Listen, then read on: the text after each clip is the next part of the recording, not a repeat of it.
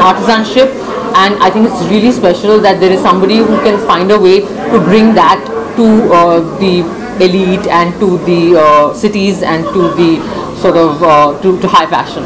So I love the collection. Fashion की बात करें तो आपके लिए फैशन की डेफिनेशन क्या है?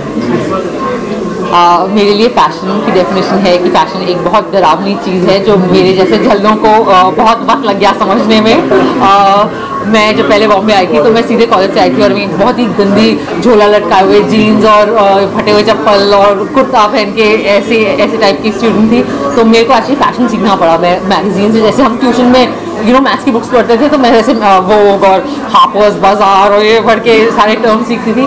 But I think that in सारे जद्दोजहद के बाद मुझे ये समझ में आया कि फ़ैशन वो होता है जिसमें आप सबसे पहले खुश हो, आपको अपने दिमाग में लगे कि मैं अच्छी लग रही हूँ और आप कंफर्टेबल हो और आप सांस ले पाओ। ये बहुत ज़रूरी है लाइफ में। So I think that is what fashion is to me finally after all this lessons. If given a chance to reinvent yourself, what changes would you like to see in yourself? Six pack? I think that I'm actually pretty happy. मैं काफ़ी ढीठ type की लड़की हूँ तो मैं अपने आप से काफ़ी खुश हूँ।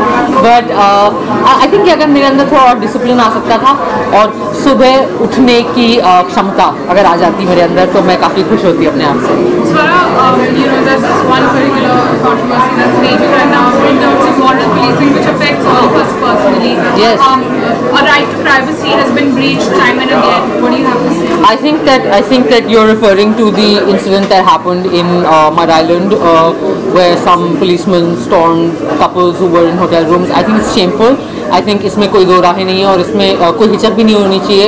ऐसी ये बहुत ही शर्मनाक वाक़या था एंड मुझे समझ नहीं आया कि क्या मतलब था इसका जब एडल्ट लोग जो कि और ये सारी चीज़ें मतलब इन चीज़ों का हक हमें हमारे ही देश के कानून ने दिया है कि when you 18+ you can get married.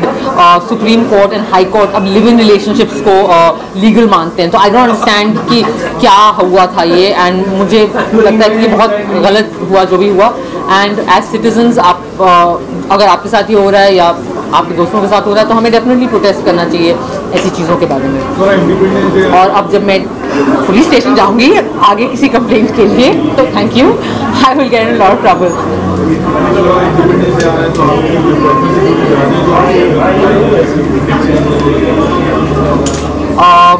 I think that सबसे पहले हम बड़े खुश होते थे कि हमें छुट्टी मिल गई है स्कूल से। तो हम बहुत ही छोटे जब थे तो ढीठ और स्वार्थी बच्चे थे, हमें सिर्फ छुट्टियों में इंटरेस्ट था कि किस दिन बस नहीं पकड़नी होगी। बट आई थिंक दैट जैसे जैसे मैं थोड़ी बड़ी हुई मैंने हिस्ट्री पढ़ा और मैंने एक टीवी शो एंकर किया है संविधान, जो कि श्याम बेनेगल ने डायरेक्ट किया है। तो संविधान को एंकर करते वक्त मुझे एक्चुअली काफ़ी ज्ञान मिला हमारे फ्रीडम स्ट्रगल के बारे में और किस तरीके से आज जो हिंदुस्तान है उसका क्या डेवलपमेंट हुआ। एंड मैं ये डेफिनेटली कह सकती हूँ कि वो शो करने के बाद I am a doubly proud Indian and I think अब मैं हक से एक प्राउड इंडियन हूँ and I think that we should be very very proud and happy about जो हमारी जो हिस्ट्री है और जिस प्रोसेस से हमारा देश आज़ाद हुआ। आई थिंक बहुत कम ऐसे एग्जाम्पल्स हैं वर्ल्ड हिस्ट्री में।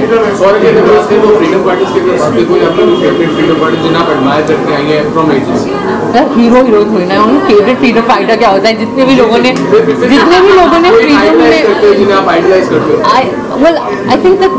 आई थिंक एक तो कि जिसने भी फ्रीडम स्ट्रगल में हिस्सा लिया, चाहे वो जो सेलिब्रिटी फ्रीडम फाइटर्स थे या जो आम लोग भी थे जिन्होंने जैसे नमक सत्याग्रह में पार्ट लिया या सिविल डिसोबीडियंस में पार्ट लिया, सब लोग बहुत खास थे, सब बहुत स्पेशल थे और उन सब की वजह से हम आज इस जगह पे हैं।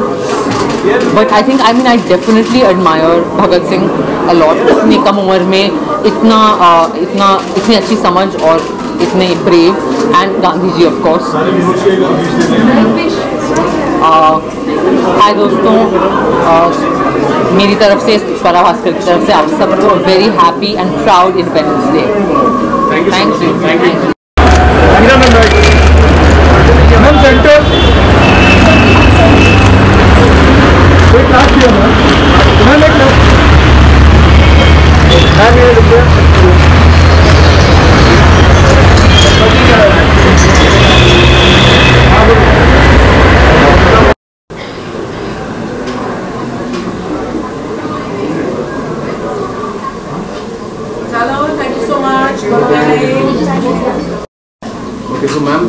चाहेंगे, बहुत ही अच्छा रिस्पॉन्स मिला, आपके सारे फ्रेंड्स आए थे, कैसा लगा, कैसा रिस्पॉन्स मिला आपको? इट्स लवली, सभी को दुकान भी बहुत पसंद है, कपड़े भी पसंद है, and it feels very nice. Ma'am ये जो आइडिया था जिस तरीके से जो हमें जितना हमें नॉलेज मिला, आपको ये आइडिया आया कैसे? What inspired you? मैं काफ़ी सालों से ये करना चाहती थी, but it needed a lot of resources, it needed a lot of my time, and I am just happy कि फाइनली मैंने किया जो लेट्स से मेरा एक सपना था ये करना। मैम ये जो आपका जो ब्रांड है, इसे आप कहाँ और प्रमोट करना चाहेंगे? मतलब फिल्म इंडस्ट्री में और कहीं आप करना चाहेंगे, इसे प्रमोट करना चाहेंगे क्या? फिल्म इंडस्ट्री की जो लड़कियां हैं, दे ऑलरेडी मेरे दूसरे लेबल्स भी पहनते हैं, they like it very much, but I think ये लेबल सभी के लिए बहुत ही स्पेशल होगा because it's for a good cause, and आज जो भी आए इधर, they all are saying that this is what they want to wear, so it's nice. इन सारे कलेक्शन में आपने किसी को मतलब कोई पर्टिकुलर सेलिब्रिटी को ध्यान में रखी कोई डिज़ाइन किया है कि मैं नहीं, I think there are some women जो स्पेशली जो हमारी बॉलीवुड की स्टार्स हैं जो क्राफ्ट को प्रमोट करते हैं, जैसे दिया है, उनको ध्यान में रखे हाँ कुछ डिज़ाइंस कभी बनाए जाते हैं, एंड यस डेफिनेटली। ये जो आपका जो कलेक्शन है, इससे आपको लगता है एम्प्लॉयमेंट जो होता है तो स्पेशली इन रूरल एरिया, इससे भी काफ़ी इंक्रीज हो? यही पर्पस है कि हम एम्प्लॉयमेंट रूरल एरियाज़ में दें, और वही एक इम्पोर्टेंट पार्ट है ग्रास रूट का, एक बहुत ही important if not the most important. Thank you for coming, thank you.